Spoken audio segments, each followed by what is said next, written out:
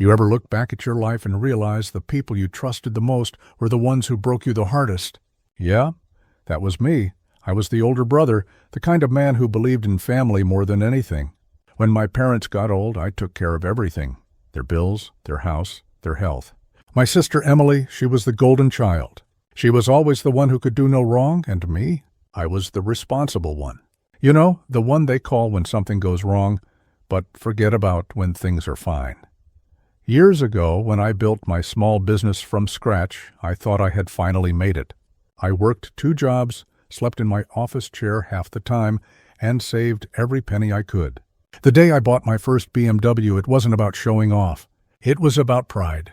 Proof that all those sleepless nights were worth it. But here's the thing. When my sister saw that car, her eyes lit up like she'd just seen heaven. "Oh my God, David, this is beautiful," she said. And before I could even stop myself, I said, "You want it?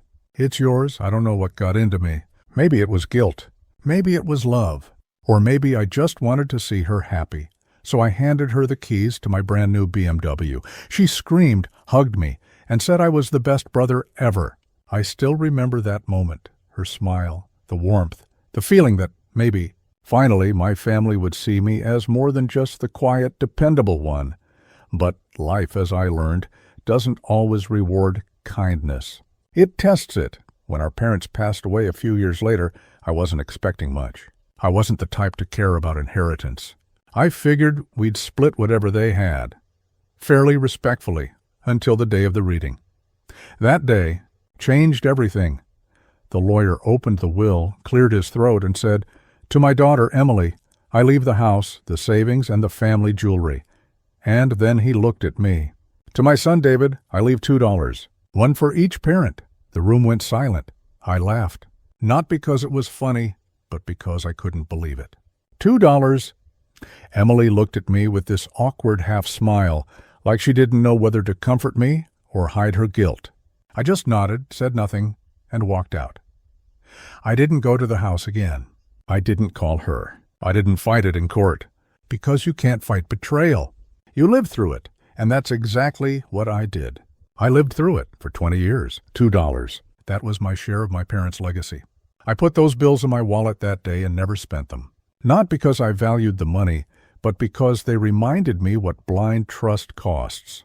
For a long time, I couldn't even say my sister's name.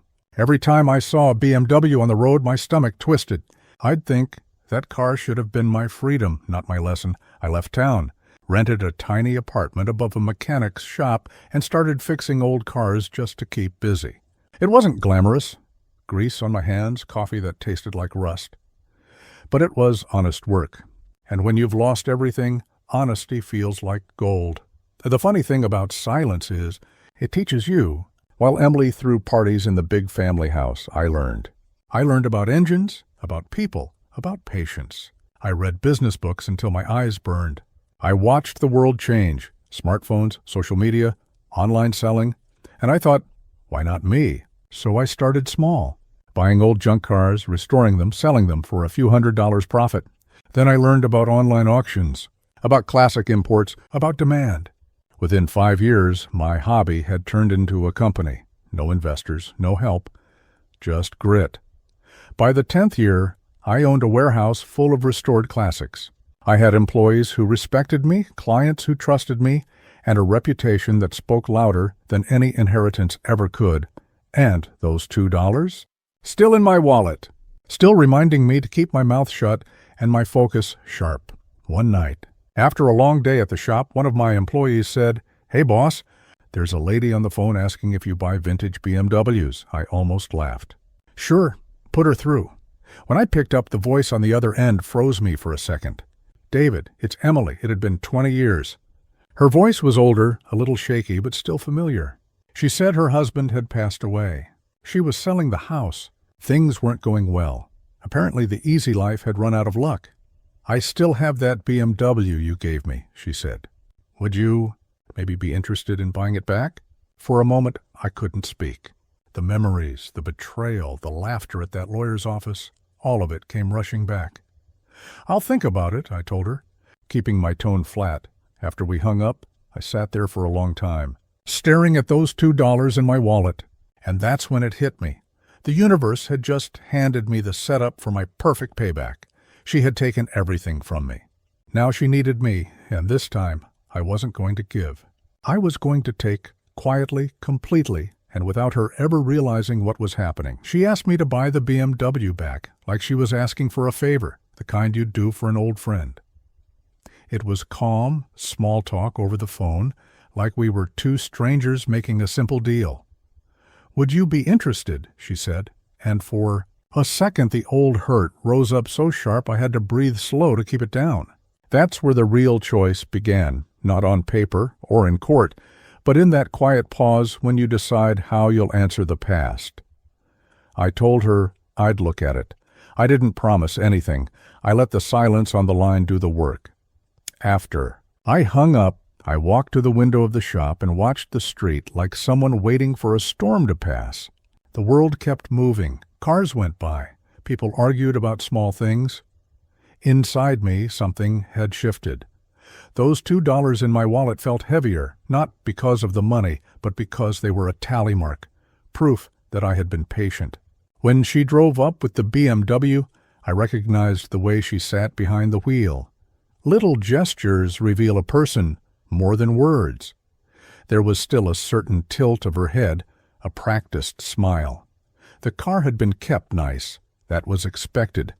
People who have been lucky with money know how to make luck look effortless.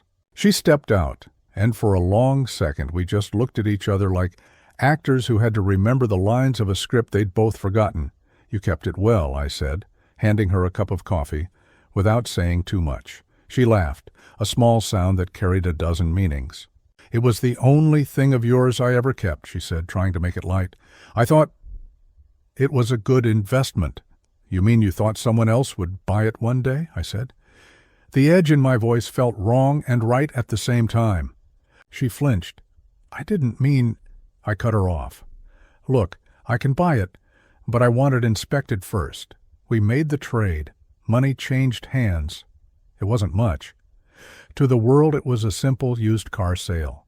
To me it felt like tightening a knot I'd left loose for too many years.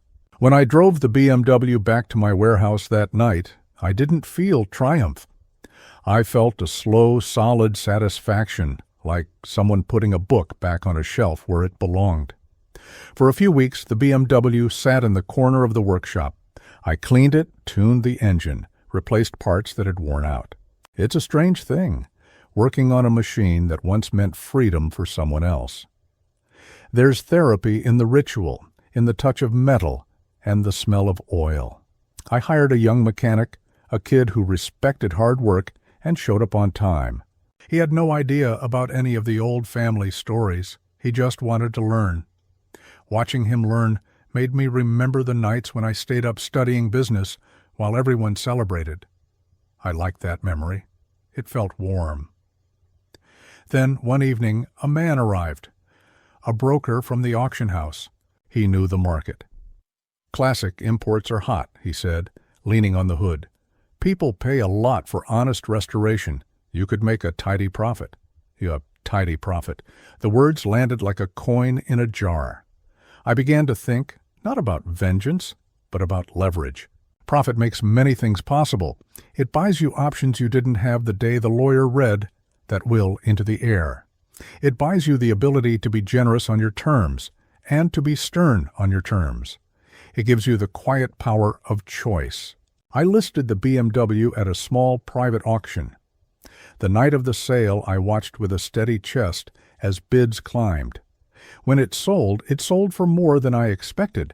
More importantly, the buyer was connected, someone who mentioned estate sales and property holdings without needing to impress me. His name would come back later. While money was a tool, I was careful not to let it be my voice.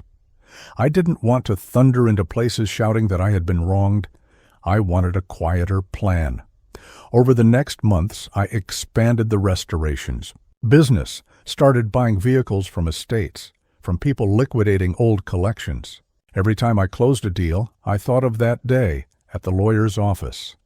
The bitter memory worked like a compass, keeping me moving in the same direction. Then I found out the old family house was going to auction. Hearing that news felt like the first fresh air after a long storm. The house, the place of weddings and arguments, the place where we grew up and where our parents had dreamed for both their children, was being sold because mortgage payments had gone unpaid.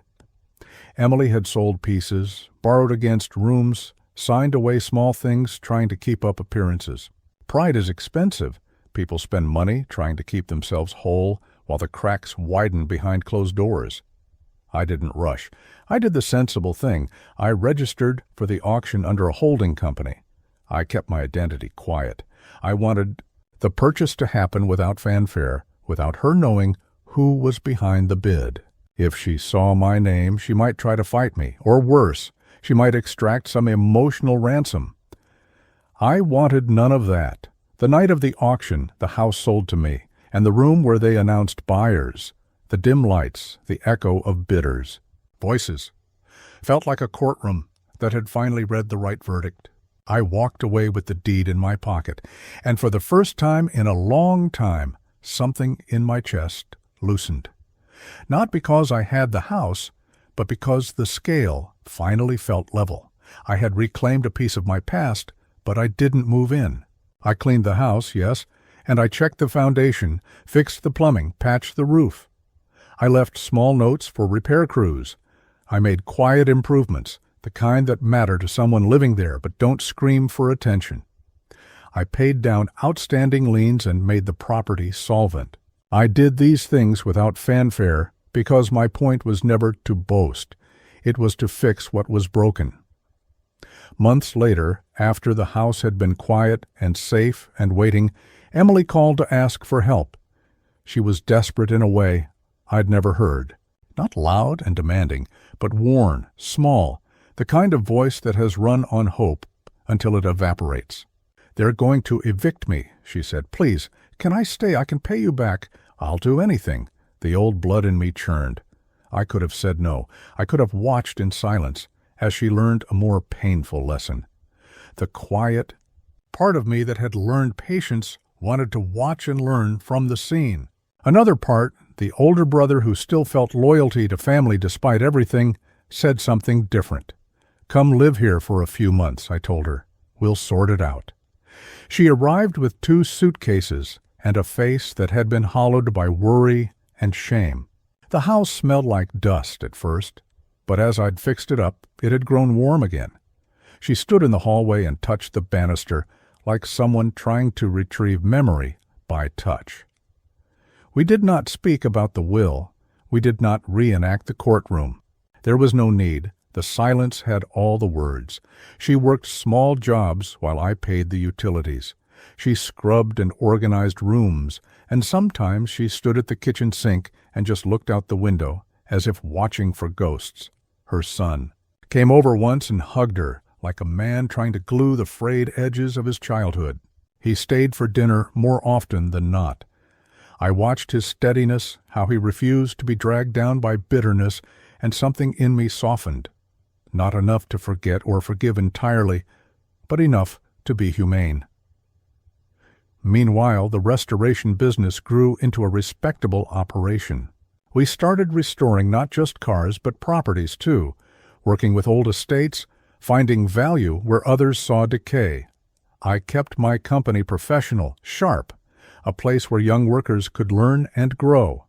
I hired veterans who respected craft, and I shared profits in a way that felt fair. People began to trust us. Business calls became invitations. The man who had once been laughed out of the reading room now had a name that opened doors.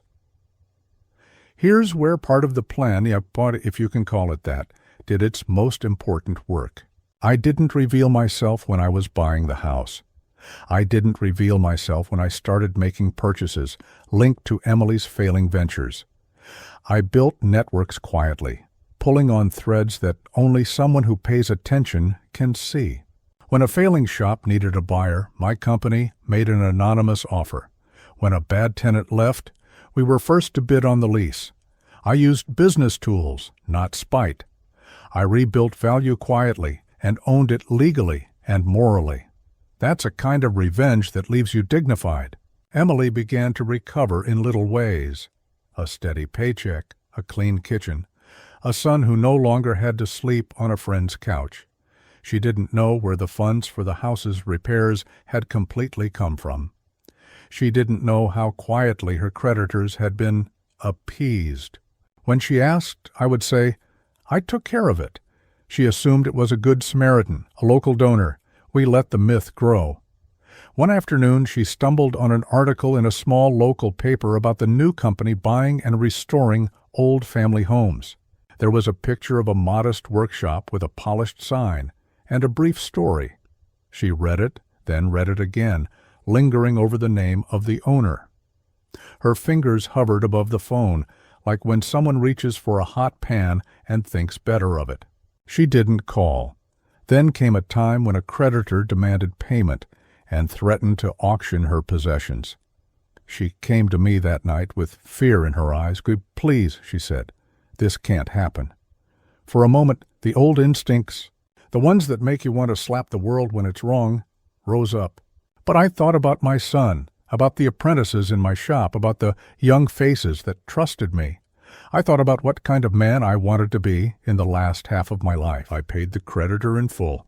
I signed the notice so she could keep the things that mattered most to her, a small jewelry box from our mother, a photo album.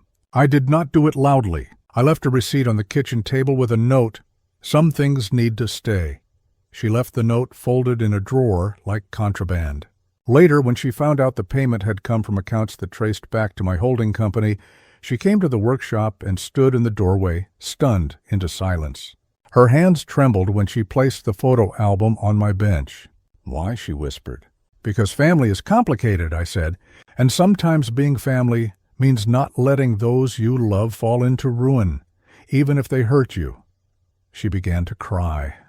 Not the kind that seeks drama, but the kind that comes out like rain after a long drought. I didn't say the word forgiveness. There are times when forgiveness is a private transaction between your own heart and your choices. She wept and then left with an armful of repaired memories. "There's a line here I want you to hear." I never wanted her to kneel before me. I never wanted a scene where she begged. I wanted her to see what she had lost, to feel quietly the exchange rate between greed and humility. I also wanted to show myself that I could be better than the hurt. That's why the $2 stayed in my wallet that whole time. They were a reminder to move with intent. Then the turning point came, not with a dramatic reveal, but with a business email.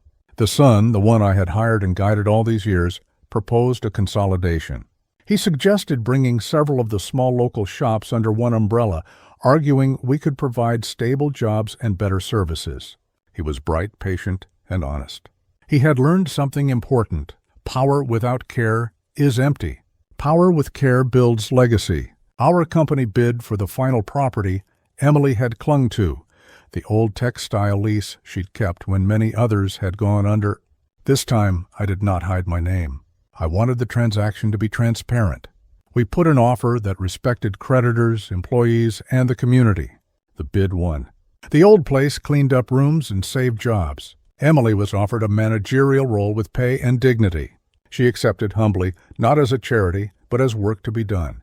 The day she walked into that shop the first time as manager, I watched her face light up with stubbornness and resolve, not pride.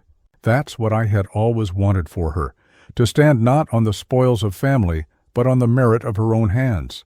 Maybe that sounds odd. Maybe you wanted me to build a spectacle. But life rarely serves proper closure with fireworks. Closure tastes quieter. It's a handed wrench, a nod across a polished bench, a small paycheck that means you slept tonight. Weeks later, there was a small family gathering, the kind that looks ordinary to outsiders, but signifies bridges rebuilt. Her son stood in the room and raised a toast, saying, "To second chances." I looked at him and felt something like relief swell up. The boy who had once been a shadow of our family became a bridge between what we'd been and what we could still become. At the end of that night, my sister found me by the shed, where the light was low and the air smelled like oil and lemon polish. She didn't reach for apologies. Words had been cheap long before the will had been read. Instead, she held out a small box, a trinket she said had belonged to our mother. Her voice was soft. "You were always the one who fixed things," she said. "Can you fix this?" I took it and turned it over in my palms. There was a scratch where someone had tried to polish it too hard. I smiled in the dark. "Sometimes things are meant to be fixed, not forgotten," I said. She nodded and then went inside. For the first time in decades, I felt like the family had shifted to a place where pain didn't have to be the main character. That, more than any auction or purchase, felt like taking the inheritance back. Not the money, the dignity. That's what had been stolen the day the will was read. The court can hand you papers, but dignity you rebuild with your hands and your days. I kept the $2. They still sat in my wallet sometimes, but less as a tally of wrongs and more as a bookmark in a life I was still writing. When I finally took the bills out to pay for a round of coffee for the apprentices, I crumpled them and put them in the oldest book on the shelf, the book I open whenever I want to remember the man I used to be and the man I became. And here's the part where people usually ask, did she ever regret it? Did she ever say sorry? She did, not with a spectacle, but with quiet acts, showing up, working, caring for the people she'd neglected. Saying sorry in small ways is more honest than any grand speech. She didn't parade remorse. She simply made different choices, and those shaped the life that followed.